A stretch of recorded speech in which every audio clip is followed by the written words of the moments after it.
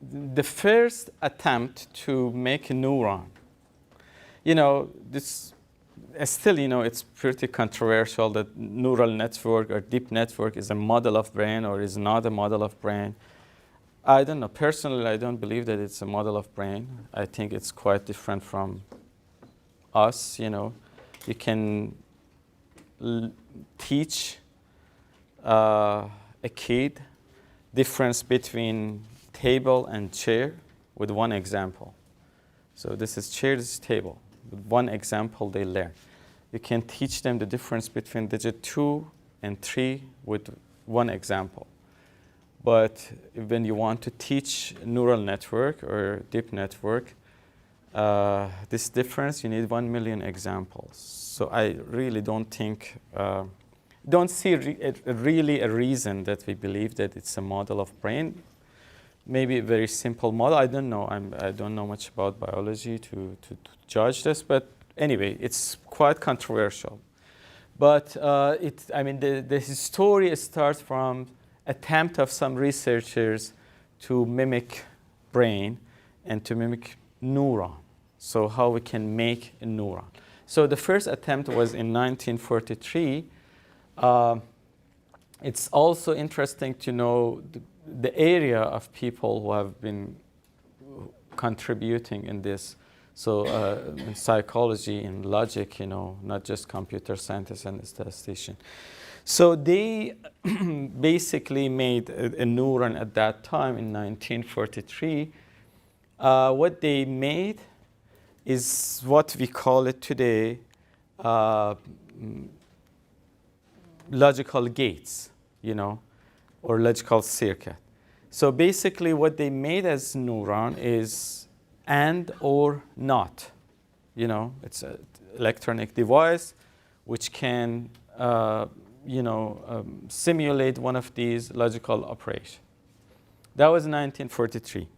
So the next attempt to make neuron was in 1958 by Rosenblatt, who invented perceptron.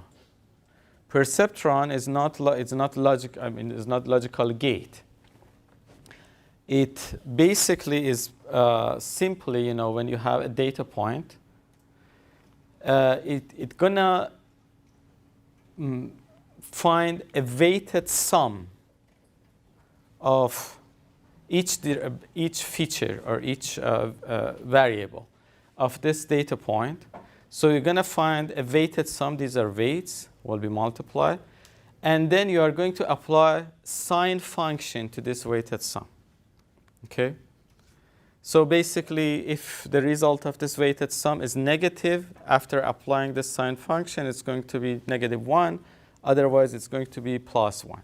So they wanted to use this as a classifier. Assume that you have two classes, and classes have been labeled by negative and positive. This perceptron was supposed to do this classification, so map points either to this class or that class. So when perceptron was invented, it was not quite clear that what perceptron does, the way that we understand it now, it was not clear at that time. So they didn't know that it's a linear classifier.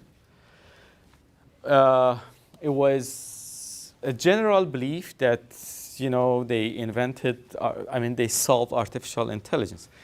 So at that time, even we didn't know how to train perceptron, The many first attempts using perceptron was just random choice for weights, until it works. It took a while until we understood how we can train them. But this is, from New York Times in 1958, based on an interview with Rosenblatt, that the belief was that they created embryo of electronic computer that expected will be able to walk, talk, see, write, and even reproduce itself and be conscious of its existence. It was the belief that they solved artificial intelligence, and the perceptron is basically what it's supposed to do. So there was big dreams about perceptron in many news that it's going to happen soon, this type of robots, this type of machines, and so on and so forth.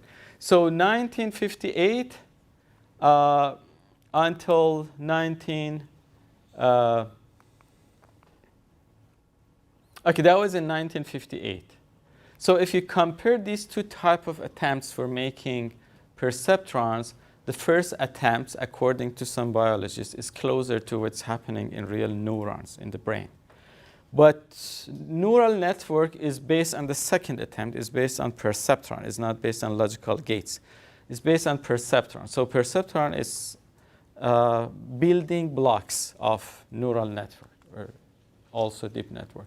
So it was 1958, as I told you, that it was invented. But it was in 1960, 2 years later, that some researchers showed how to train perceptrons in a way which is more precise rather than setting weights randomly. So this dream that perceptrons solve artificial intelligence was a common belief from 1958 until 1969. In 1969, a book was published. The name of the book is Perceptron, and this book shattered the whole dream. Basically, they showed that perceptron is just a linear classifier. It was quite surprising when they showed that perceptron cannot solve XOR problem.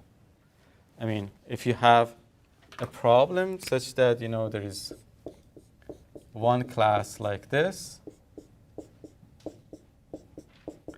and another class like this, it's called XOR problem.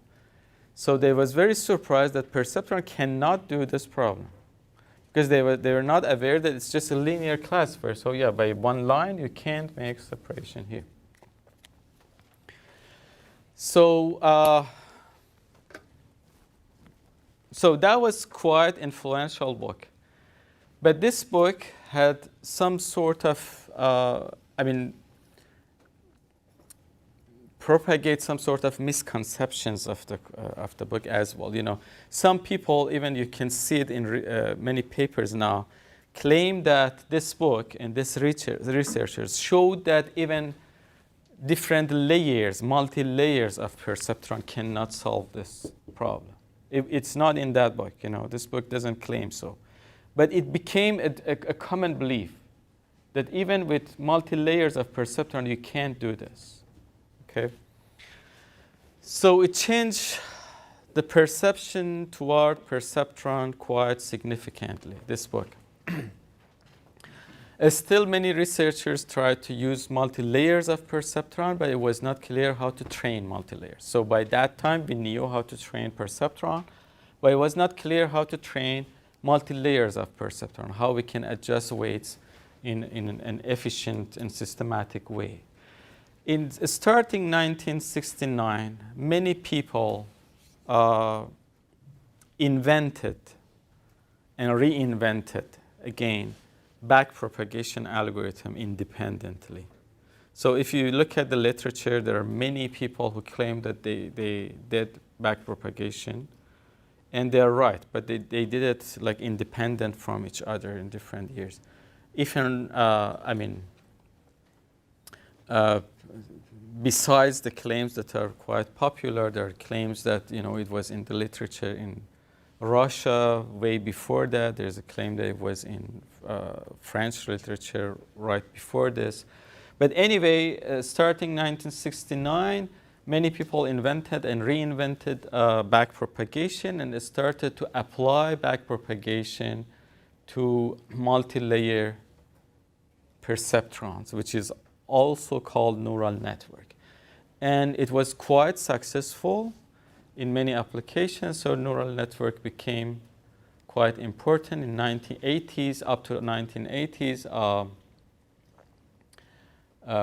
It was quite successful until, you know, the time that I told you after invention of support vector machine and some other techniques, neural network was not favored model anymore. There were many reasons for that. You know, neural network, we're going to see soon, doesn't have a convex objective function, And we use gradient descent to train neural networks. So it's quite possible that you get stuck in local